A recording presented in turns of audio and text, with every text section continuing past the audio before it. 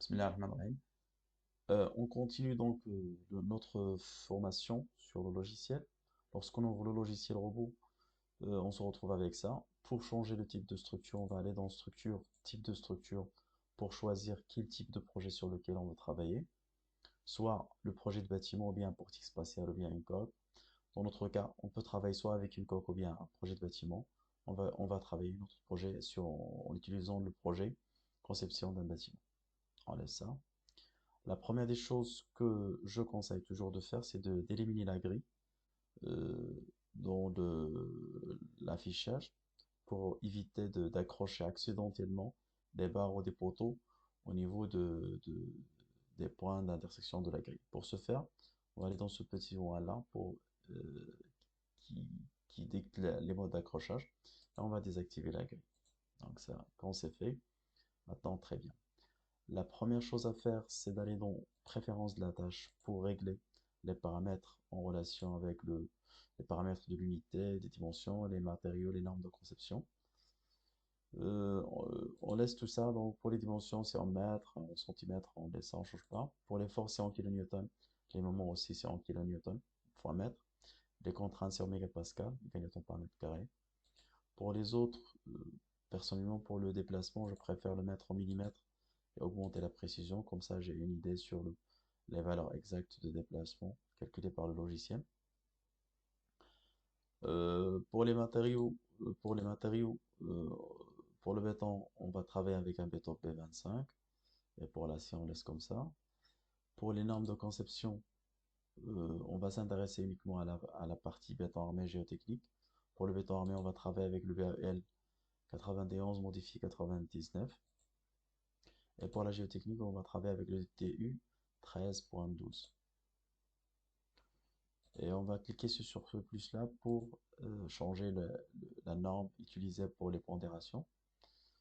Pour nous, les pondérations seront calculées en utilisant la convention BAL 91 au lieu de CM 66. Pour le règlement sismique, ici au Maroc, c'est pas l'objet de la formation. On va pas toucher, donc on va pas traiter la partie sismique. Et pour nous, c'est le RPS 2011. Une fois c'est fait, on enregistre. Et au fur et à mesure de travail, il faut toujours enregistrer le projet.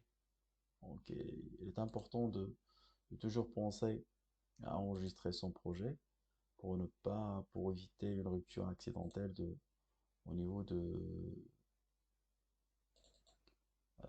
votre PC. Donc, c'est examen, projet de classe. Donc, ça, on va l'appeler projet de classe pour simuler. On enregistre.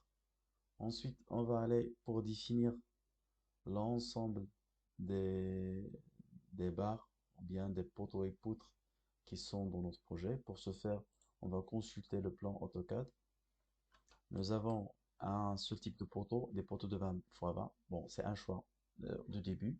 Après les calculs, on va rectifier bien sûr en fonction des charges, en fonction des sollicitations internes qu'on va découvrir. Mais pour commencer, on commence avec un poteau de 20 x 20. Pour les poutres, nous avons des poutres de 20 x 30, des poutres de 20 x 40 et des poutres de 20 x 50. Bien sûr, ça c'est un prédimensionnement qu'on peut rectifier par la suite, soit en plus, soit en moins, en fonction du calcul réalisé par le logiciel.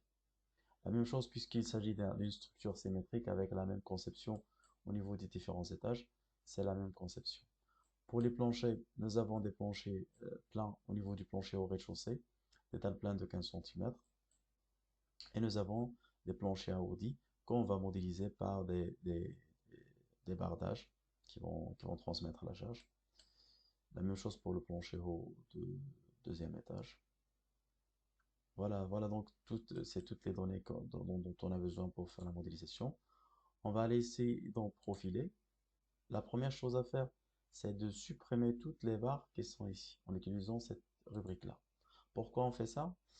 Pour justement avoir uniquement les sections dans notre projet, éviter de choisir accidentellement une section qui ne figure pas parmi celles que nous avons sur le plan de coffrage. On supprime, on nettoie. Donc on va commencer par les poutres. On va aller ici poutres béton armé, béton B25. On va mettre des B. 20 fois 30. On va placer les dimensions dans notre poutre et on va ajouter. La deuxième, ça va être 20 fois 40. On change ici les dimensions et on clique sur ajouter. La dernière, c'est 20 fois 50. On change les dimensions et on ajoute. Ensuite, on va ajouter les sections des poteaux en béton armé. Nous avons un seul poteau, on va le nommer P20 fois 20 et on va indiquer les dimensions ici en centimètres au niveau des cases correspondantes. Voilà, nous avons fini avec les poteaux et les poutres. Maintenant, on va définir les sections des planchers plats. La même chose, on va cliquer, on clique ici, élément, épaisseur élément fini, et on nettoie, la même chose. Et on va créer à nouveau les épaisseurs. Donc, on va créer une dalle pleine de 15 cm. Et on va indiquer l'épaisseur ici. Et on va choisir le béton P25 ici. Voilà, et on ajoute des P25. On peut ajouter également celle de l'escalier, la dalle plein, donc escalier. On va l'appeler escalier, qui a la même épaisseur. C'est juste que le nom qui va différer. L'intérêt d'avoir plusieurs types de planchers qui sont de nature différente, ça va nous permettre de faciliter la sélection. Si on choisit par exemple un plancher plein pour les planchers horizontaux et pour l'escalier, ça va être difficile de faire le choix. Donc c'est mieux de faire par catégorie. Si nous avons des cas donc de l'épaillasse d'escalier, on, on crée une épaisseur qui correspond à ça et ça va nous faciliter la sélection par la suite. Voilà, la même épaisseur de 15 cm et on va ajouter. Voilà, nous avons créé l'ensemble. Il ne faut pas oublier toujours de faire d'enregistrer le fichier. On va aller maintenant pour indiquer les charges. Même si on n'a rien sur le logiciel, on peut très bien définir les cas de charge et les combinaisons manuelles. Donc, on va choisir ça comme un pop propre ou bien sans rien.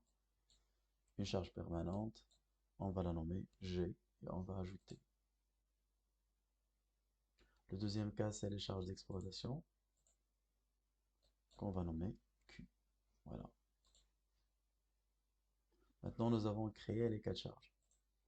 On peut également définir les combinaisons manuelles en venant ici, combinaison manuelle. On va commencer par l'élu, on va définir la charge élu. On va venir ici dans paramètres, on va sélectionner permanente, élu, et on va sélectionner les deux charges. Les deux coefficients vont s'appliquer. Il ne faut pas oublier de cliquer sur le bouton appliquer. Ensuite, on va créer sur nouvelle pour créer la combinaison ls. Bien sûr, dans ce projet, on va traiter uniquement la partie statique, c'est-à-dire une modélisation statique. On ne va pas traiter tout ce qui est en relation avec le vent, bien avec l'action sismique sur le bâtiment. On va cliquer sur ls et on va sélectionner uniquement le G et le Q. Et les coefficients ls vont s'appliquer automatiquement à notre projet. Voilà. Ensuite, dans la vidéo prochaine, on va définir les lignes de construction et on va commencer la modélisation des ponts.